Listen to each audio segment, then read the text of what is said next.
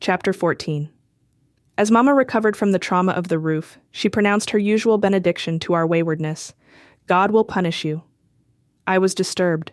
I figured that Papa's razor strap had been punishment enough.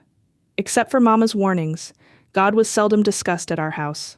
However, since I was constantly accumulating infractions in the Black Book, my mind was often occupied with the subject.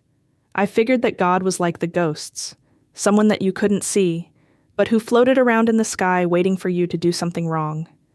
I would pump up high in our big backyard swing and wish that I could punch a hole in the sky with my toes so that maybe I could see him. Sometimes I would lay on the slanting trunk of the madrona tree and talk to the black bugs about the whole confusing subject. I concluded that if I was going to believe in anything, it might as well be Santa Claus. About the time I started school, Fleur, Kat, and I began attending Sunday school at a small wooden structure on the other side of Rainier Avenue. Mama wasn't enthused about us going, because it was a long walk and we had to cross the busy street. However, she felt safe because she knew that an older neighborhood girl, Vivian Waters, walked with us. I enjoyed going to Sunday school. I liked that stories about miracles, and I loved singing, Jesus loves me, this I know, for the Bible tells me so. Little ones to him belong, they are weak, but he is strong. One day, Flora brought home an announcement that this small church was building a new edifice at 52nd and Holly Street, which was on our side of the streetcar tracks and closer to our house. When Papa learned that it was Presbyterian, our denomination according to him, he contributed to the building fund and offered to help out at the opening party. Papa told Mac one evening, Holly Street is a good area for a church. Mac agreed. There are lots of subjects in need of reform over there. Mama figured that they had sat overlong at their beer. There are subjects in need of reform around here. Neither Papa nor Mama went to church. Mama said she had attended back home in Indiana, but when she moved to California, church wasn't being done. Papa hadn't attended since Wisconsin. Mama explained, his sisters told him he should go, and if there's any way to get Papa not to do something, it is telling him that he should. How do you get to be Presbyterian, Papa? Flora asked. We were all on the back porch where Papa was nailing new wire mesh onto the old screen door. Well, we are Scotch and... Papa paused. Having to pry the delicate moldings off and pull the nails without breaking the wood was turning out to be more difficult than he had anticipated. He finally finished his sentence. The Scotch are Presbyterian. Mama was sitting in the old rocking chair sorting through a stack of recipes. They ranged from handwritten scraps of paper to clipped pages from ladies' magazines. Even though she liked her new electric stove cookbook, she was still dedicated to some of her old standbys. Many of them were smeared and spattered with ingredients. As she sorted them, she cleaned them with a dampened cloth. Papa's real test was fitting the wire mesh. It was not a job for the inexperienced. You girls come and hold the screen while I tack it. We lined up around the door, and it wasn't long before we were moaning about our pricked fingers. Papa began speculating on whether it might have been cheaper in the long run to have bought a new screen door. The fact is, Mama had suggested a new screen door from the first, but Papa liked doing little projects around the house. He said that it tested his ingenuity, whatever that is.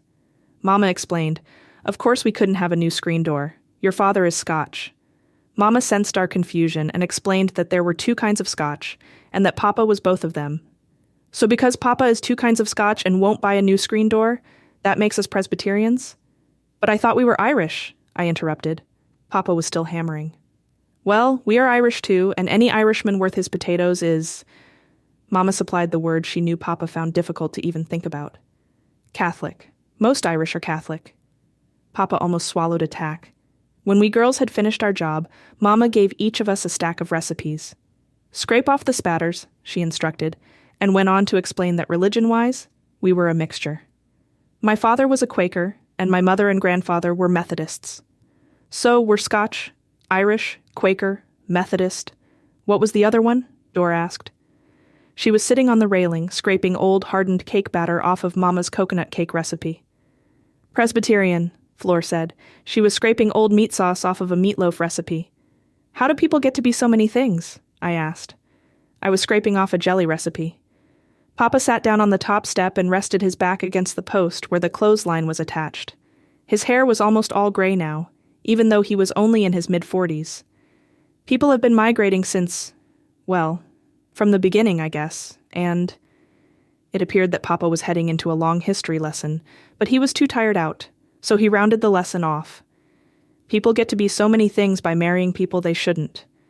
What kind of people shouldn't you marry, Papa? You shouldn't marry people that don't go to the same church you do. But we don't go to church, Papa. Well, we should be going to church, Mama said. Papa ignored that. I had discovered that, although the stack of jam and jelly recipes was huge, there was no sorting to do. The recipes were all the same. All had come off the bottles of certopectin. Mama, why do you keep all these certo recipes? Papa was somewhat relieved to be out of the church dialogue, and took on the explanation. Because for years, your mother, like all good women, made jam the old-fashioned way, by standing for hours over a wood-burning stove, boiling fruit and sugar. When certo came along and cut the cooking time to 4 minutes, women considered it a miracle. It made it possible for them to bob their hair and go out driving in their poor old hard-working husband's car. Since it's a sin to throw away a miracle, Mama lets them pile up in her recipe drawer, and they'll be there until the second coming. I had been tempted to throw out most of the certo recipes into the garbage, but after Papa's explanation, I decided to not take any chances. I continued to wipe off the old jam and jelly, not realizing how soon I would be able to use this newly acquired information. The next Sunday, the teacher asked if anyone knew what a miracle was. I raised my hand immediately, glad that no one else seemed to have an answer. The teacher asked, "Yes, Frances, what is a miracle?" I beamed and said, "A miracle is a certo recipe." At the opening party, it seemed that all of the neighborhood was there, including Mama and Papa. I felt secure when they were present. We were all dressed in our best clothes. Papa, looking handsome in his business suit, had been assigned the job of making coffee. Mac was also on the coffee detail. Papa explained the coincidence. The minister probably knows that we're used to lifting big kettles of boiling waters. The words were no sooner spoken than the kettle tipped over, and Papa was hit with a flood of boiling water. For days he was in bandages. The minister came to the house to check on his condition and invited him to come to the next Sunday service. Papa, embarrassed about upsetting the whole party, didn't go back. However, he continued to make contributions. Flor and I seldom went back either. Flor claimed that the new church was too cold and formal. As for me, I was embarrassed for Papa, and fearful that the minister would discover what went on in his basement room. Papa's drinking had become more and more difficult for us. We girls were learning the definition of overindulgence without having to look it up in the dictionary. We knew the signs and, when they appeared, stayed out of range and waited until he reverted back to our soft-hearted Papa. The thought of it makes me weep even today. He was the center of our whole world. Mama defended him. The Irish have a torment in their souls. She reminded us that in spite of his problem, he provided well for us. He was well organized. He went to the office early before there was traffic and came home early. He allowed no intoxicants in his office.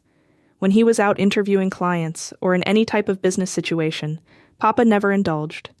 In time, Papa began having bouts with what he called arthritis, but the doctor called gout. He suffered terribly with swollen hands and feet, often becoming bedridden. Sometimes he'd be away from the office for weeks at a time, and he'd have to conduct his business through a young lawyer who came to the house. During these times, he would change to a citrus fruit diet. Our doctor was horrified and offered many reasons why it wouldn't work, but seeing as there seemed to be no better solutions, Papa continued. "At least it cleans out my system."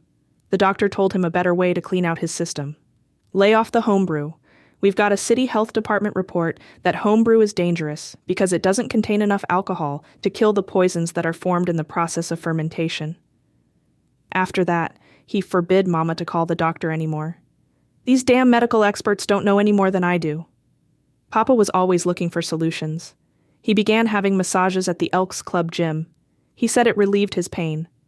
When he was confined at home, the family was recruited for the job. In time, it became my special task. "Franny, you've got healing hands." I was convinced that I really wasn't any better than the others in the household, but Papa was lavish in his appreciation. "You ought to be a nurse." I spent hours at his bedside, carefully rubbing his inflamed joints, always working from the tips of his fingers and toes inward to his body as he instructed me to. He explained that it was getting the poisons into circulation, where they could be gotten rid of. In the middle of the night, he was often in great pain, and would call for me. I would go reluctantly, feeling abused and guilty, knowing that I should be self-sacrificing and noble like Florence Nightingale. Instead, I was hoping with every stroke that he would say, "Well, that's enough for now, Franny. You can go back to bed." One day, Papa came up with another solution. He came home with some large pieces of plywood and headed up the stairs to the bathroom. He announced, "This'll help my aches and pains." When he had finished, Mama complained, "Whatever it is, it certainly doesn't look very pretty." Papa said, "It's a steam bath, and if I'd wanted pretty, I'd have hired Rembrandt." It looked like a big suitcase, and it was hard to open because we had to pull the two halves apart. Mama complained that it took up most of the bathroom. "It's too tight a squeeze getting to the toilet." Papa claimed that was another good point. The steam bath would make us all lose weight, and then we would all be skinny and wouldn't have to worry about the squeeze. Until such a time, it was still a pretty tight squeeze. Papa took his trial run and announced that it was a great success. Just as good as anything they have at the Elks Club. We all tried it, and although Mama admitted that it might be a good way of losing a little weight, we were not enthused. Papa's steaming became a ritual. He would announce his intentions as he was heading for the stairs. "Well, I guess I'll take a good old steam bath tonight." We would hear the scraping as he pulled the cabinet open and then closed it behind him. Then we knew that he was in the oven, as we called it. 20 minutes was his limit, and, as usual, we could set our watches by him. If things went right, we'd hear scraping and know he was getting out. Sometimes, however, we would hear, "Hey, somebody, come and undo this damn latch." Actually, there were two latches, one on the inside and the other on the outside. The difficulty was with the outside latch. It nearly always locked when it wasn't supposed to. Mama upbraided him. "Roy, that is very dangerous. If you get locked in there and someone isn't around to spring you, you'll need more bandages than you had after the opening party." "I know, Mama. Remind me to fix it." Papa illness seemed as hard on Mama as it was on Papa. It was not so much that she had to wait on him hand and foot. It was knowing what he was doing to himself. When she watched him suffering in bed, she had the same painful look in her eyes as she did when we asked about her father. I hurt so bad inside I wanted to beg him, "Please, Papa, please change." Papa did change. When he recovered, he was 20 pounds lighter, looking and feeling great, and giving testimony that he would never touch the poison again. He might even start going to church. He was so wonderful then, so good to us, singing his silly songs. But as the days went by, we had the nagging fear that he would soon be saying in his cocksure way, "There's no reason I can't have just one little drink. One little drink never hurt anybody."